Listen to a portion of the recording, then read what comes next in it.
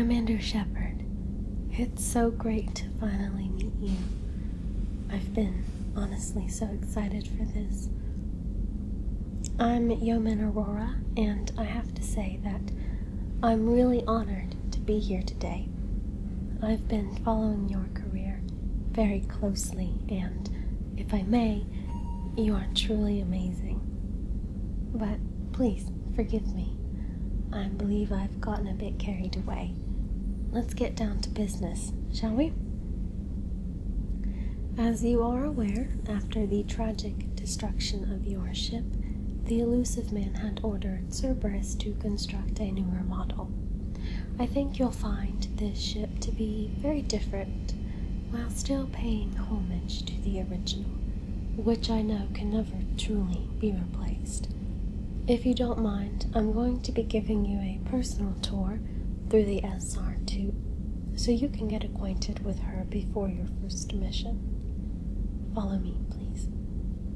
We'll start at Deck 1, where your cabin is located.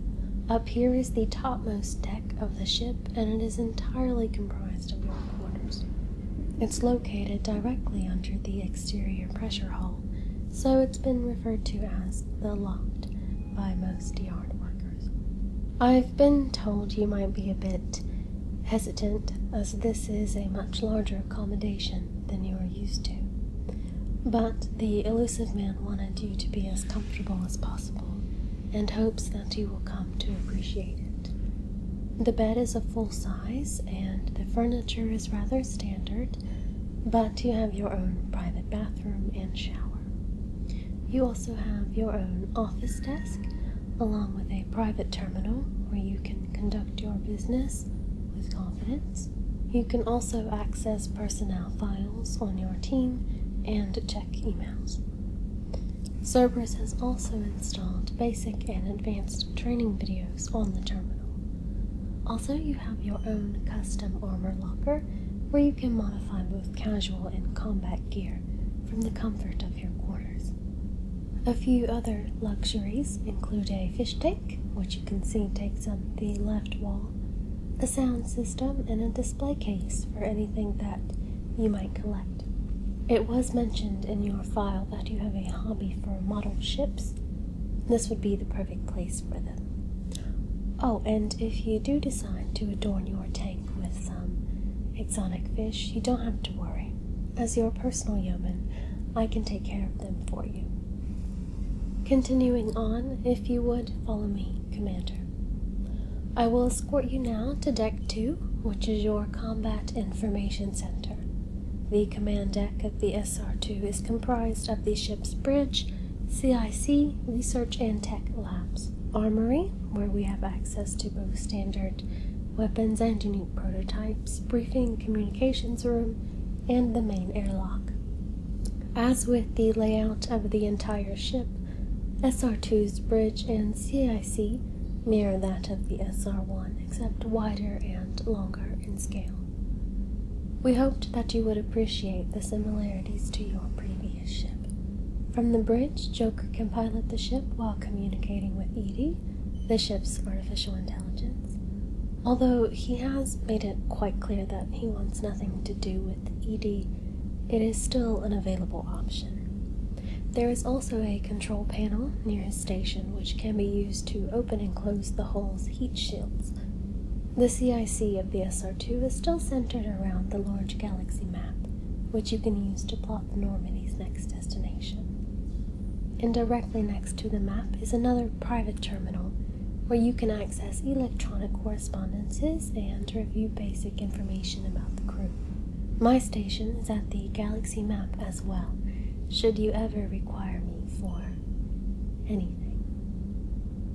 In front of the galaxy map is the Normandy's status display, where any ship upgrades that are applied by yourself can be displayed. Unique to the SR-2 are the Armory and Research Lab, situated behind the CIC. The lab on the ship's starboard side is stocked with state-of-the-art lab equipment and includes a terminal where you can spend raw materials to develop upgrades for the squad or for the ship itself, as well as reviewing existing upgrades. The SR-2's armory on the ship's port side displays weapons in a weapon locker where you can organize and adjust specific weapons for specific crew members. One major difference is that the SR-2 lacks the large conference room that the SR-1 had. Instead, SR-2 has a communications room, which is situated between the armory and research lab. The room includes a large rectangular conference table where you can hold briefings and discussions with the crew, as well as communicate via hologram with the Illusive Man in real time thanks to the ship's quantum entanglement-based communications array. The table will retract into the floor when opening communications with the Illusive Man. Alright, Commander, if you would please follow me, and we'll continue on with your tour to Deck 3. The third deck of the ship is where the crew spends most of their downtime. It includes the executive officers' offices, including Miranda Lawson's office, crew quarters, bathrooms, life support control, a mess hall, which is run by Miss Sergeant Gardner, and the AI core. EDI's core is located at the rear of Medical Bay, which is, as you are aware, run by Dr. Chakwas. The SR-2, unlike the SR-1, is also designed with a main battery room located forward of the cryogenic pods. The starboard observation room also contains the ship's library, while port observation includes a small entertainment center as well as a bar. Continuing on, we'll head now to Deck 4. The fourth deck of the ship is the engineering deck, which houses the Normandy SR-2's core drive. The core is much larger and technologically different from the original Atlantis core. Down the stairs into the bowels of the deck is an area for storage. There is also a cargo hold on both port and starboard sides of the ship. There is really nothing more to say about Deck 4, unless you have any specific questions. Alright, well, the last deck, Deck 5, is simply the hangar where the Kodiak shuttle is stored, along with a few other things. I really don't believe there is any need for us to go down there at this time, unless you just want to become acquainted. Of course, Commander, you may do so at your leisure. How about we return to the CIC? I appreciate you allowing me to show you around the SR-2, Commander. I hope that you found her to your liking. I know she could never replace SR-1, but I hope that she can find her own place in your heart. I know how close and how important the relationship is between a commander or a captain and their vessel is. Do you have any further questions about the ship? As far as systems go, Commander, the Normandy SR-2 was based on the original specifications of the Normandy SR-1, so she is equipped with many of the same advanced systems of her predecessor.